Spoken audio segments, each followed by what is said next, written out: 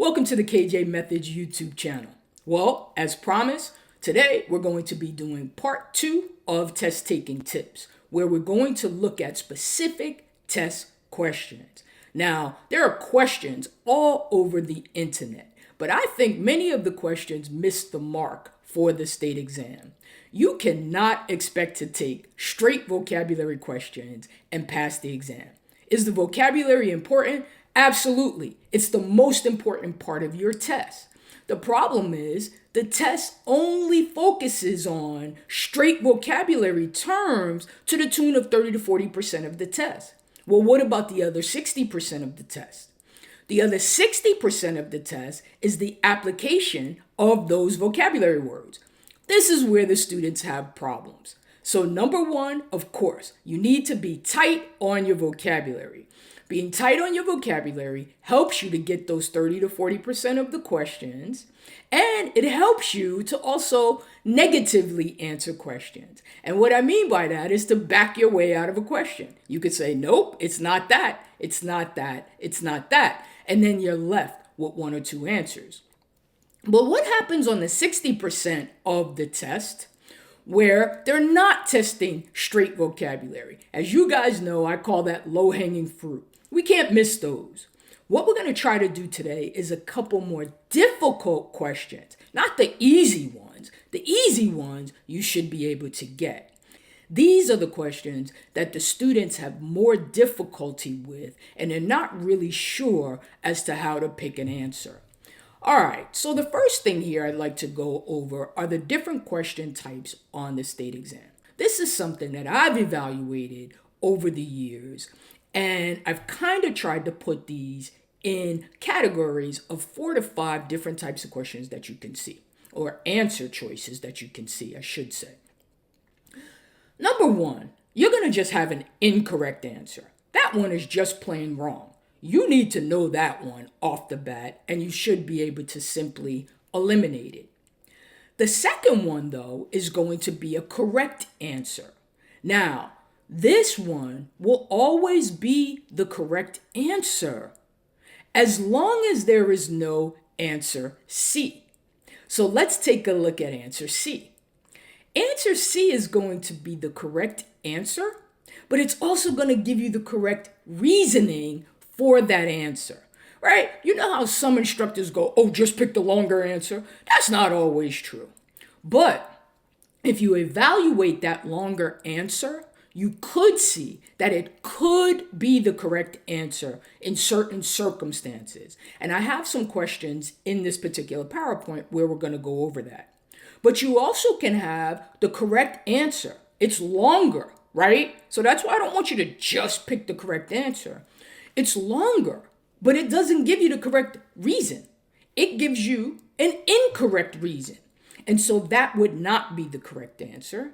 And the last one that we've seen is they can give you a correct answer, or it can be incorrect. Most of the time it's correct, but it's not responsive to the question that is being asked. And I'm going to show you some examples of that, because what we're trying to get to is what is the moral of the story. And so even though that answer may be correct in isolation, is it correct for this question is what we're going to be looking for.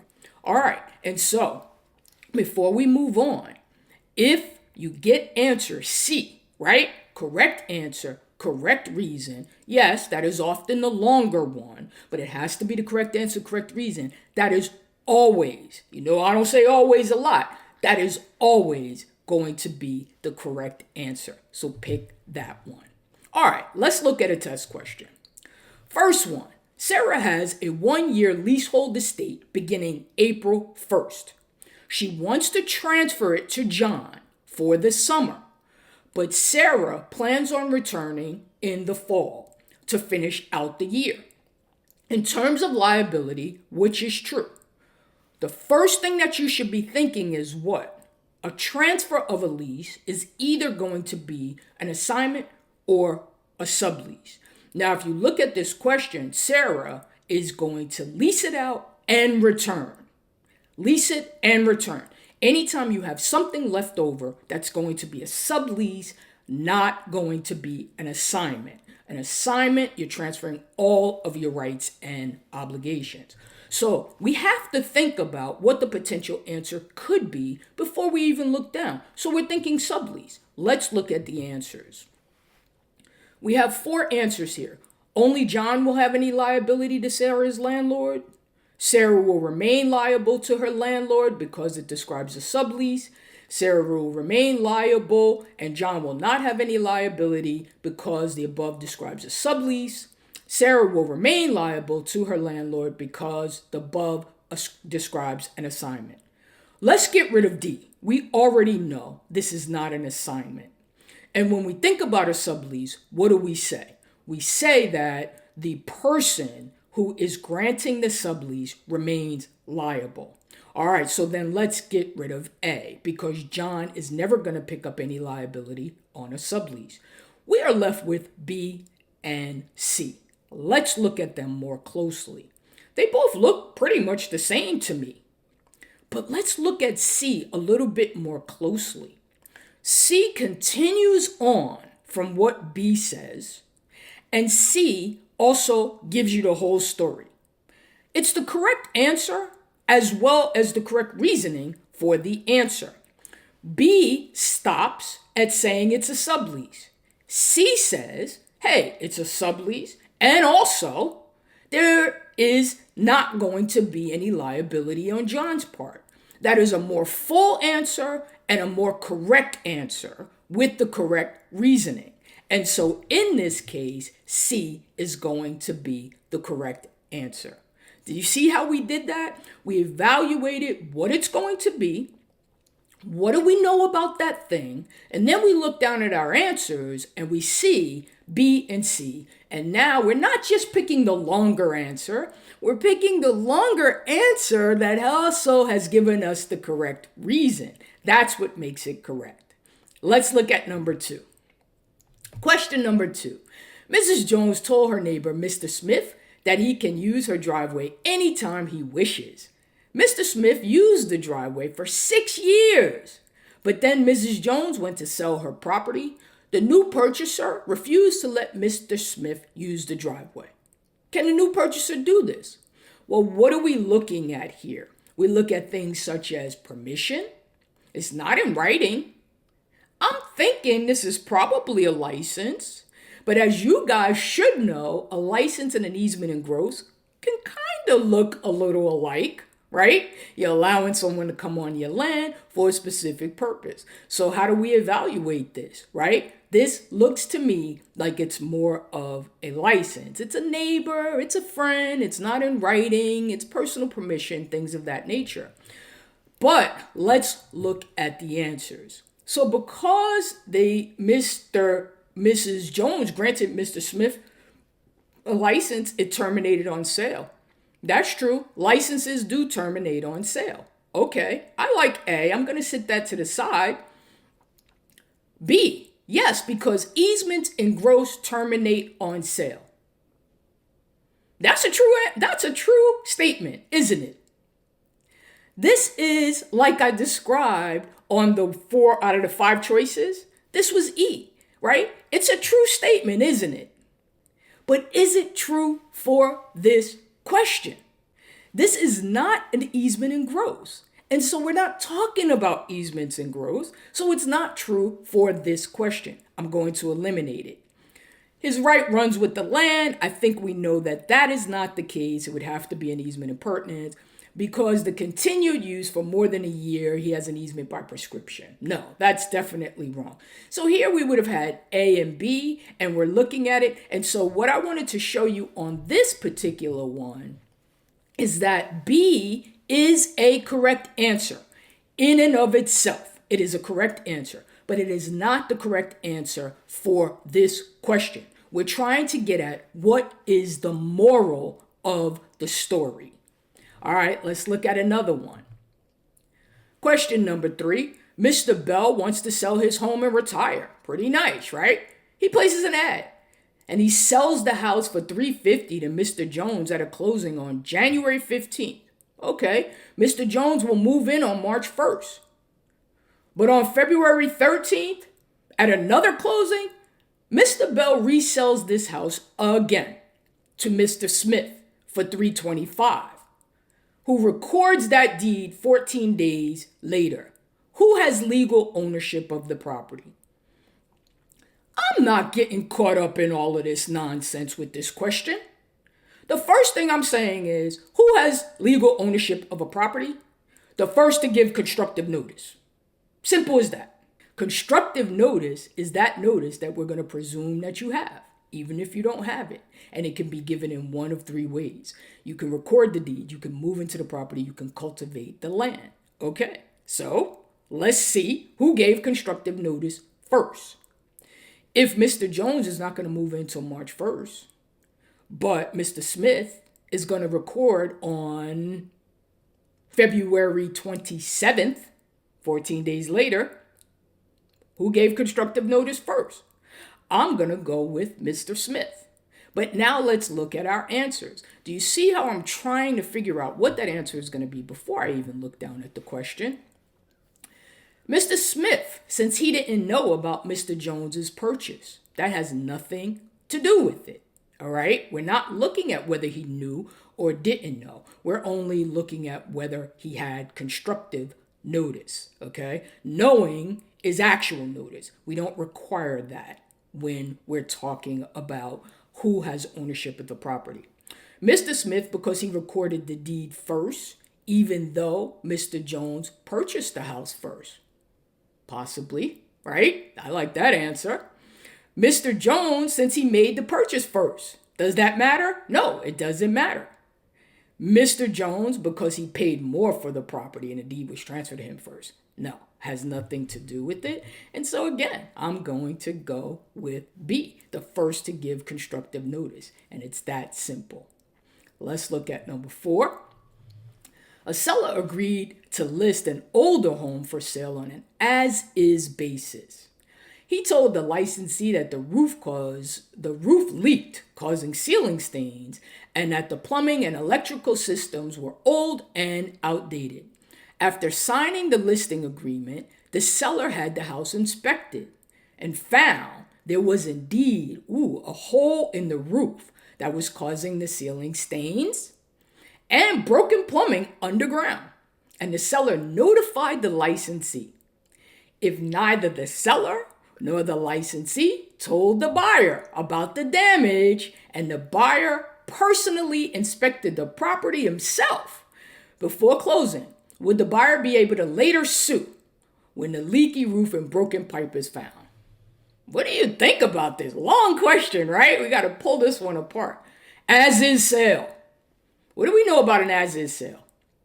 An as-is sale means that you are not going to essentially change the price. It means that you are not going to necessarily change anything, but you're still going to disclose what you need to disclose. Okay? And what do you need to disclose? You need to disclose latent is hidden, right? Latent defects, not patent defects. So that's what you need to know for this question. All right? And if you don't do that, then we're going to have a problem with avoidable contract, right? So let's look at the answers. A, no, because clearly the property is as is. No, that's wrong, right? You can put as is all day long, but you have to disclose what you have to disclose. So let's look at B. No, because the buyer inspected the property and needed to deal with any issues prior to the sale. That doesn't matter if you didn't disclose what you needed to disclose, even though he inspected the property. Because what is a latent defect, y'all? It's a hidden defect. It's a defect that cannot be found by the buyer despite inspection. All right, yes, but only for the underground pipe, not for the leaky roof. What do you think about that? I like that answer because the underground pipe is latent. But what's the leaky roof? When you can see the ceiling leaking, the ceiling have a stain in it, that's patent. And you are not obligated to disclose patent defects, only latent. So let's look at D. Yes, for both the pipe and the roof, because the licensee did not alert the buyer once the inspection revealed the problem. No, I think I'm going to go back to C. Right? Yes, you can sue for the one thing, but not the other. So what I'm saying is that the leaky roof should have been seen by the buyer. It is patent, but the underground pipe is latent. Let's look at number 5. A minor leases an apartment. Immediately upon reaching the age of majority, the lessee notified the lessor. This is where I told you, don't get all confused with lessee and lessor. Let's just say the minor and the landlord. All right, if that helps you, don't get confused by the terminology. So the minor notified the landlord that the lease is being terminated. Upon inspection of the premises, there was significant damage to the apartment. Which of the following is true in this situation? Let's think about it. We're under the national law. Minors have what kind of contracts? Voidable. And they're voidable up until the age of majority and a reasonable time after. This minor reached the age of majority, and so I'm thinking this minor could get out of the contract. But what about that damage? Let's look at the answers. The lease is fully enforceable regardless of the lessee's age. Well, we know that that is not true. Minors have voidable contracts till majority, as we just stated, or reasonable time after. The lease termination is possible because the rescission was made within a reasonable time after the lessee reached the age of majority. That's true. I like that. Okay, I'm going to hold that answer to the side. Let me look at C. Because the property was damaged, the lessee will not be able to terminate. Now, this is an important one. Right? And that's why I put this damage in here. I will explain to my students over and over again. The law is constant, only the facts change. The law is constant, only the facts change. This is where you guys get mixed up. They put that damage in there, and now you're like, I don't know, they damaged the place, maybe they can, maybe. No, damage has nothing to do with it. The minor has a voidable contract. All right, so we're going to get rid of C. Let's look at D. The termination is possible, but because the lessee, minor, breached the lease, he will have to pay damages. No. If you remember, breach and rescission are not the same thing. They cannot be used in the same sentence. If I have a right to rescind, that is a right that I have, that the law gives me to get out of it. Breach means I did something wrong. And here, true. The minor damaged the property after signing the lease. So he still has this rescission right in place. When you rescind, it means taking it back to the beginning. So a rescission right means you are never going to pay anything if you exercise your right to rescind. The breach comes after. And so in this scenario, no, we are not going to look at any breach before we look at the fact that this minor has a rescission right that continues all the way until majority or reasonable time after. You see how you have to pull these questions apart. Question number 6. A tenant leased a small apartment and installed built-in shelves. Near the time for the lease to expire, the tenant decided to move to a larger apartment and wanted to take the metal shelving. Is the tenant allowed to take the shelving when the tenant moves? Well, if it's built-in, no. Regular tenant, right? Doesn't say anything about business tenant at all in the question. I'm not going to assume that. So I'm saying no, he can't take it. All right, so let's look for the answer. A, no, the shelves are attached to the property, so they must stay. Yeah, I like that answer. B, trade fixtures can be removed prior to the end of the lease. Oh, B is true. Again, isn't B a true statement? Absolutely. Not in the context of this question, though, because we're not talking about trade fixtures. You see the trick?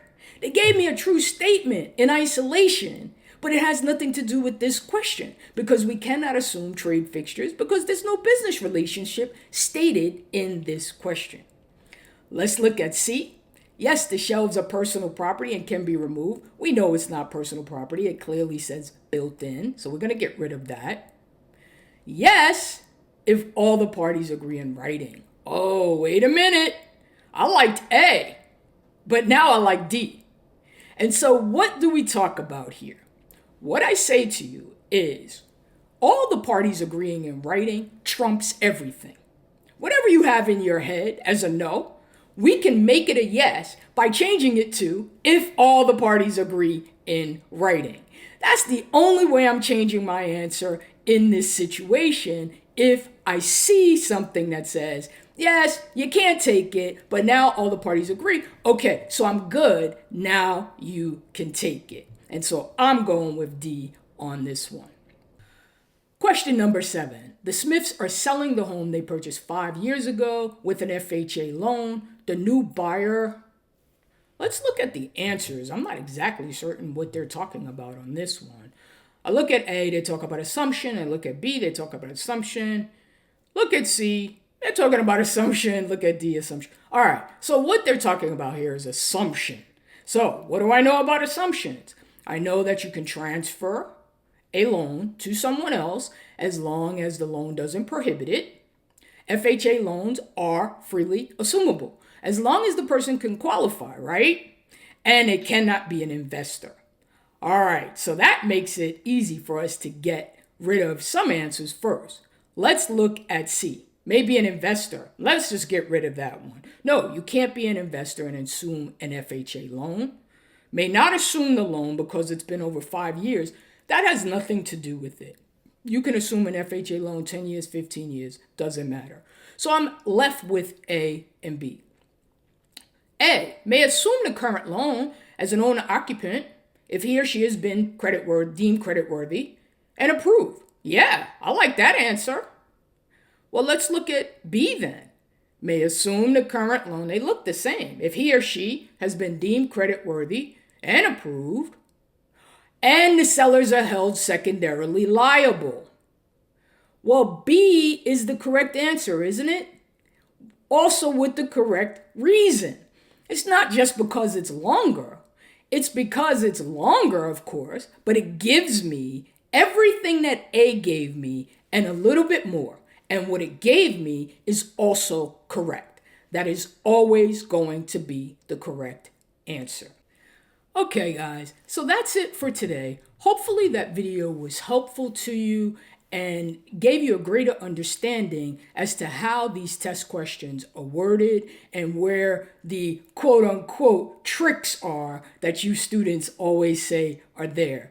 It's just that you have to have a really good understanding of the material and be able to pull the questions apart. And careful reading, of course, is very important.